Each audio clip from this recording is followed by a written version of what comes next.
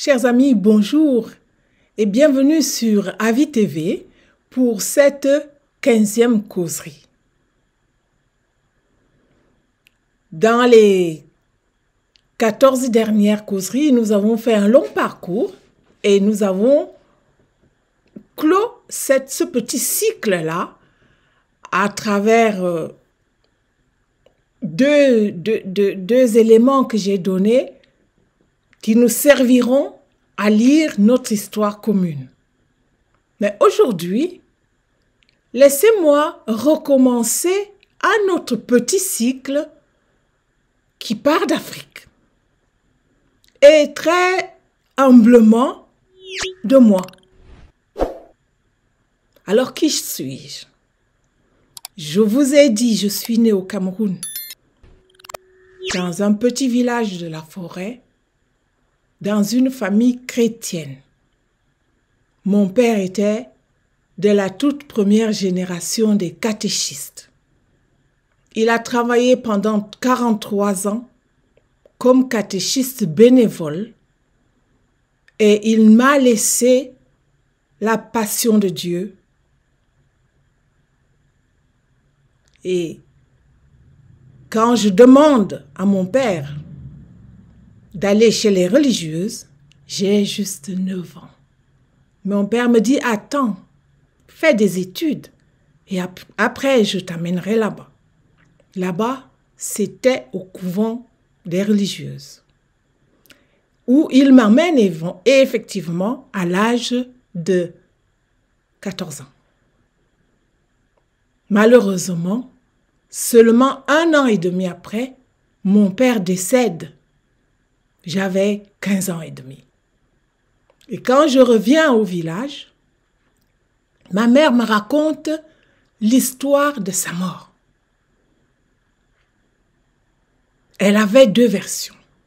Il y avait la version qui disait « Mon père est décédé d'une pneumonie qui avait été diagnostiquée à l'hôpital » et l'autre version qui me disait « Ce sont les gens du village qui l'ont tué ». Et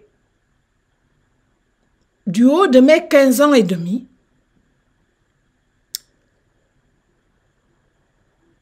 ces 2 versions de la mort de mon papa m'ont traumatisée.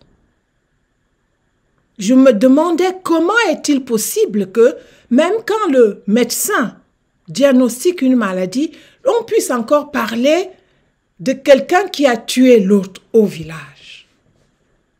Ce problème dont je parle là, qui s'est passé au sein de ma famille alors que mon père a tellement travaillé pour nous donner la foi, léguer la foi en héritage, et que sa mort aussi ait connu une telle contradiction au sein de notre propre famille chrétienne.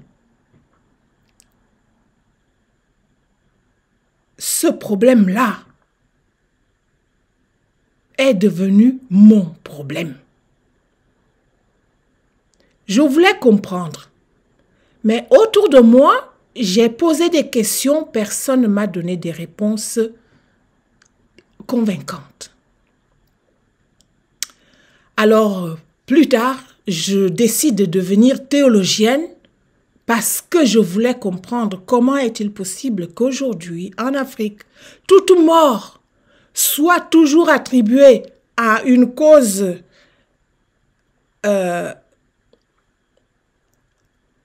occulte. Ce sont les gens du village et parfois même dans le village, on montre clairement du doigt la personne ou la famille que l'on croit avoir tuée.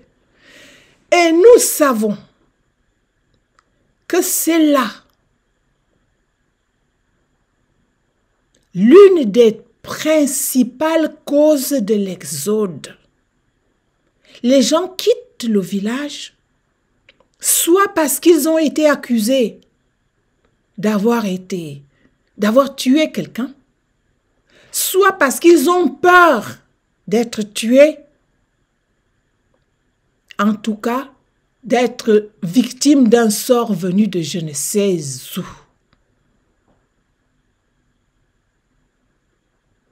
ce que je dis là. Je demande les yeux dans les yeux à chaque Africain, à chaque Africaine qui m'écoute, de juger si ce que je dis là est vrai ou faux.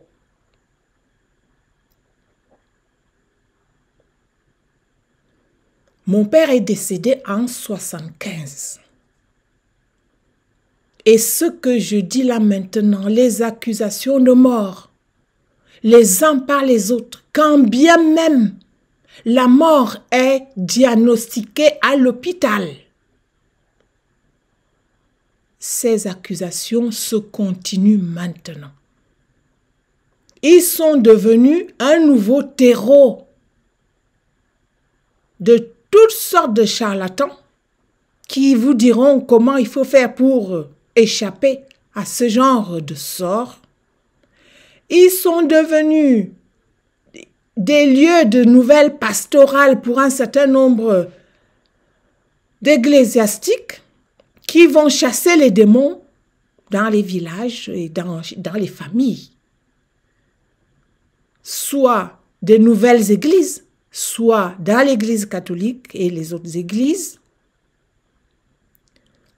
En clair, le problème que j'avais diagnostiqué, en tout cas que je mettais, ce problème qui m'a habité depuis 1975, non seulement reste intact, mais s'est aggravé à un niveau où on ne contrôle plus rien.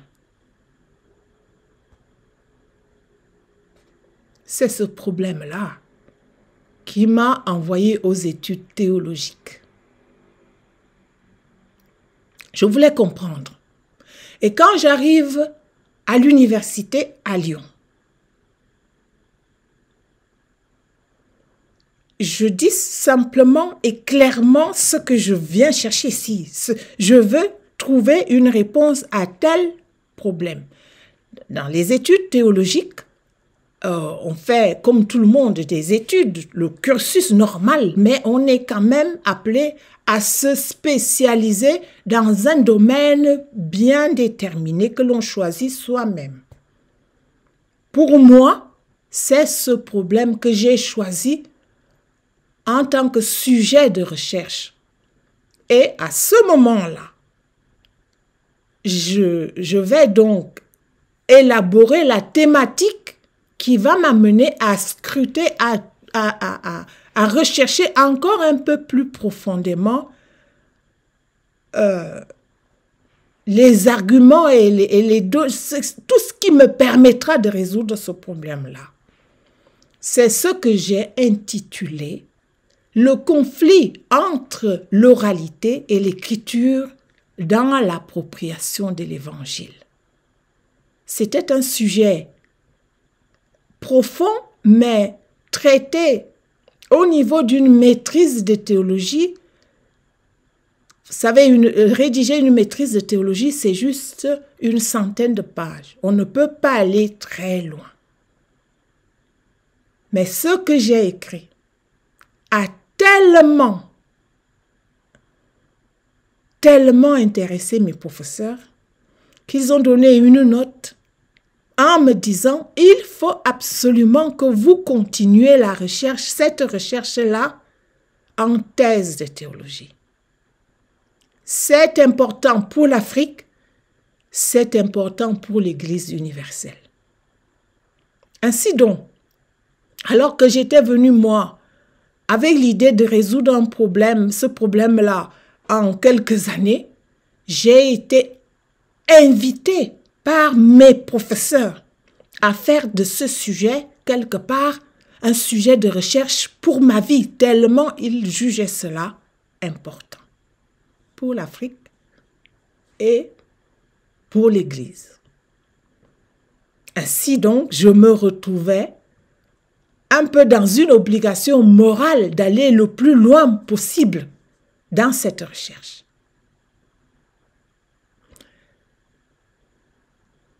Quand je commence la thèse, Elle vise à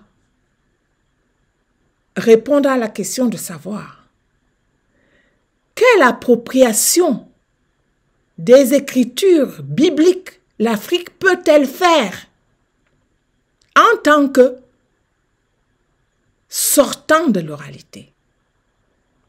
L'Afrique qui sort de l'oralité au XXe siècle, au moment où les autres ont fait tant de chemin dans l'appropriation des savoirs, lesquels savoirs que nous avons vus dernièrement, tous ces savoirs-là arrivent en même temps.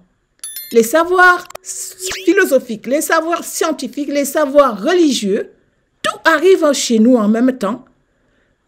Mettons-nous à la place de cet Africain qui reçoit cette pluie de savoir. Comment se positionne-t-il? Comment se positionne-t-elle, l'Africaine, pour s'approprier tout cet ensemble-là? C'était cela le sujet de ma recherche théologique en thèse de théologie. Je suis donc à la 3e année de recherche. Il m'en restait encore quelques-unes, puisque quand on est une femme, on n'a pas toujours les facilités que peuvent avoir un prêtre qui fait des études. Moi, je travaillais à côté et je faisais ma recherche à côté. Je travaillais pour gagner ma vie et je faisais la recherche à côté. Donc, dans cette situation, le professeur directeur de ma thèse décède à la 3e année d'une mort tragique.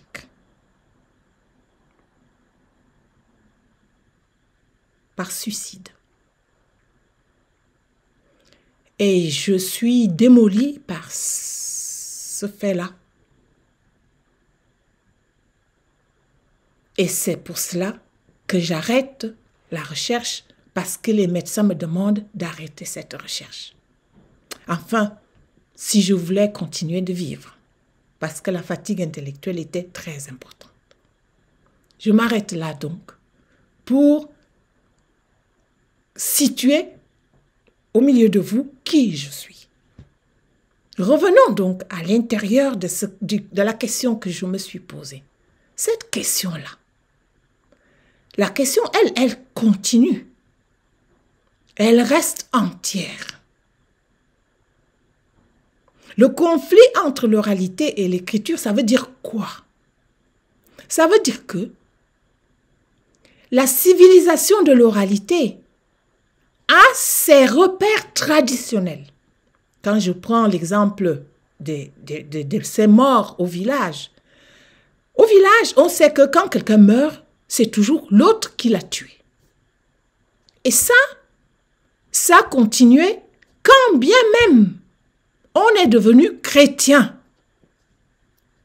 Les gens ont continué à s'accuser les uns les autres, comme autrefois dans nos traditions orales, dans notre civilisation orale, donc sans écriture. Et l'on se rend compte que même lorsqu'on a fait des études, parfois des études importantes, nous qui sortons de ces villages, on a continué tout simplement à attribuer le mal, la mort des uns et de nos personnes à des causes occultes.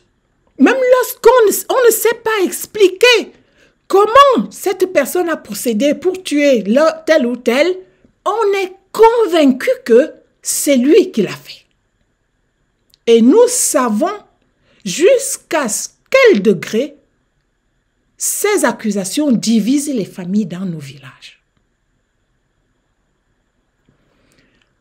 Et lorsqu'on s'aperçoit que même quand les gens ont fait des études importantes, regardons, je prends là l'exemple, hélas, les médecins ne m'en voudront pas.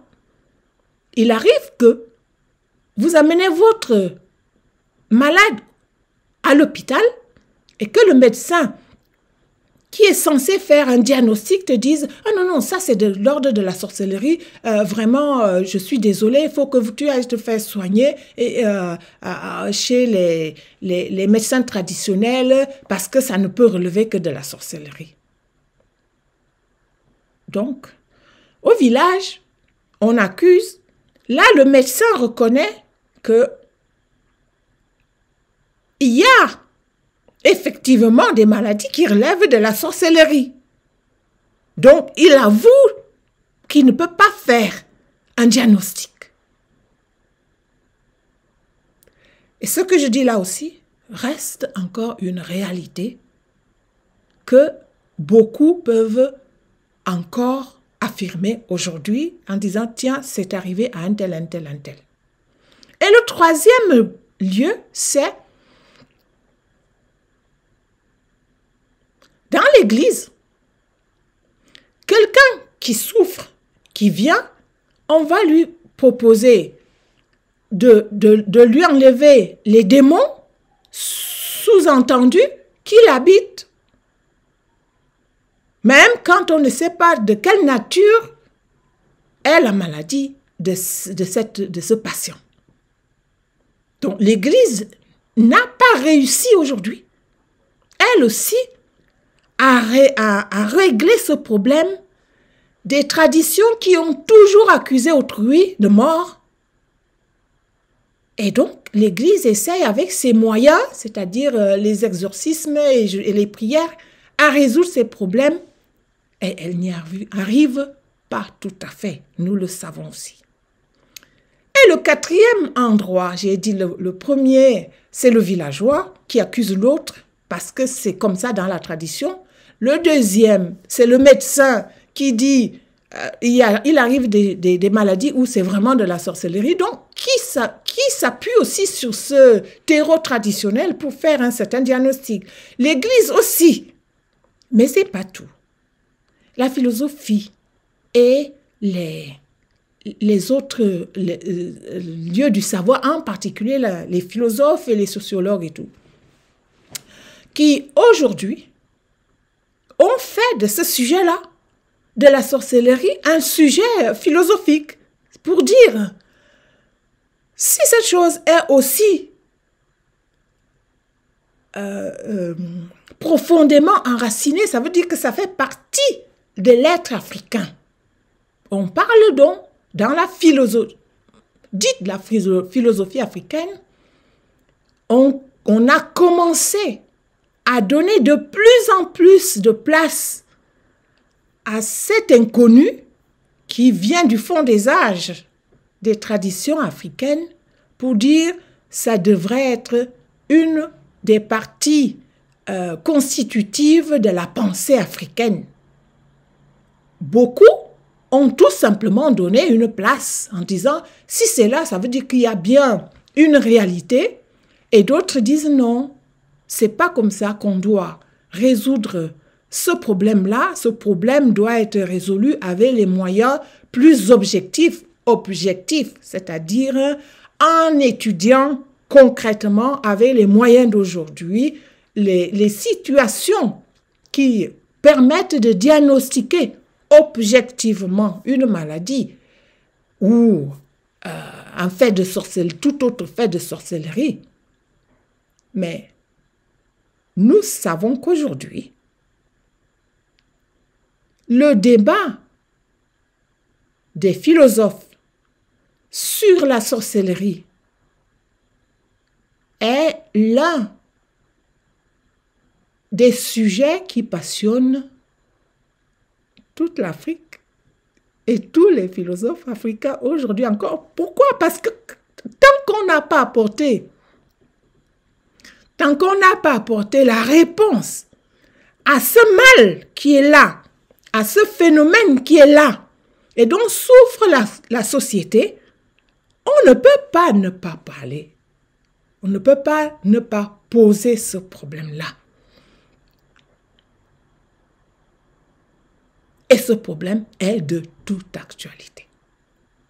Et ce problème, c'est celui que j'ai posé il y a 30 ans en arrière en tant que le conflit entre l'oralité et l'écriture dans l'appropriation des écritures bibliques.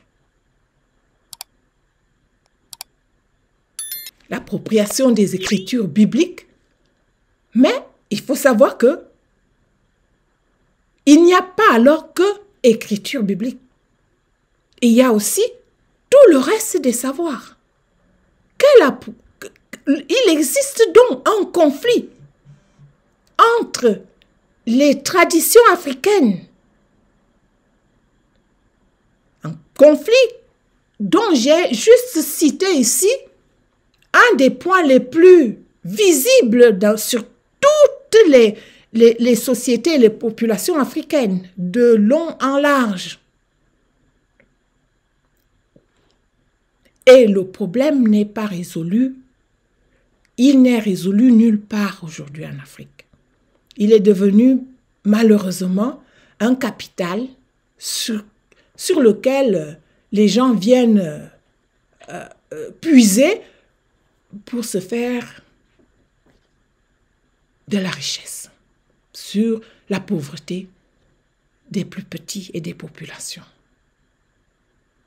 Ce problème, le conflit entre l'oralité et l'écriture, c'est celui qui traversera toute la lecture de ce que nous allons voir.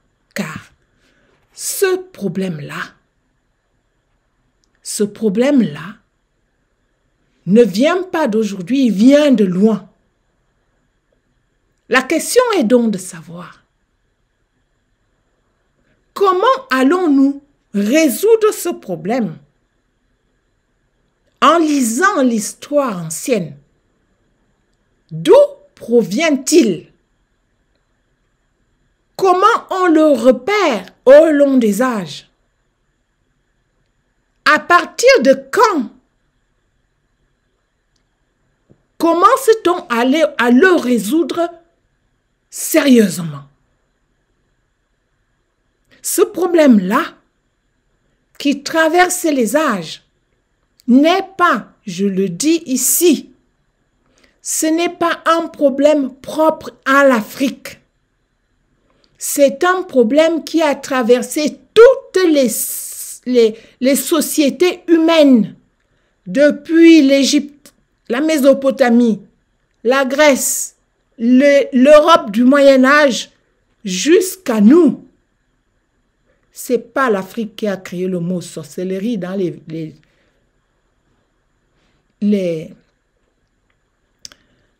écrits européens.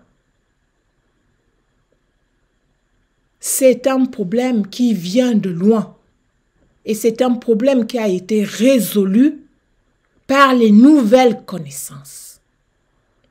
Mais comment comprendre d'où il part? De quelle manière il est résolu? C'est ce que nous allons découvrir dans Jeunesse des civilisations.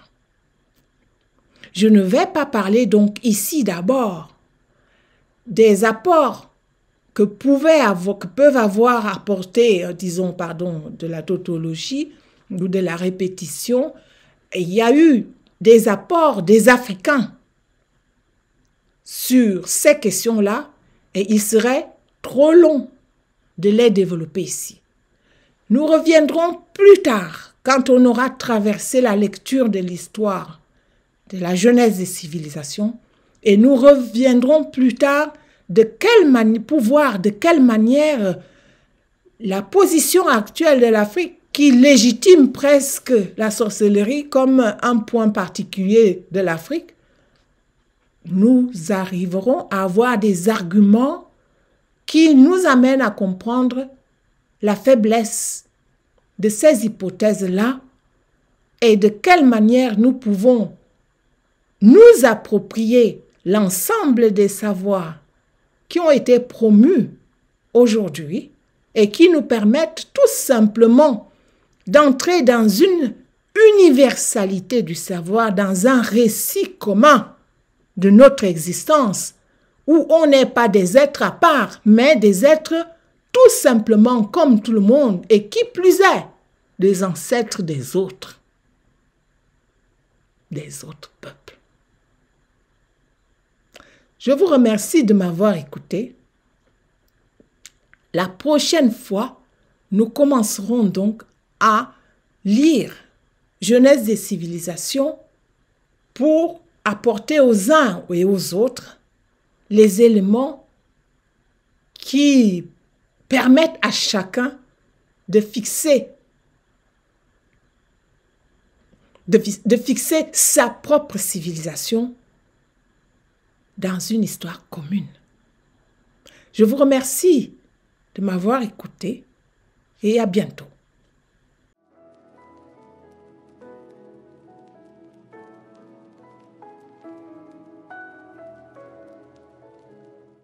Chers amis, je m'appelle Joséphine Zibi.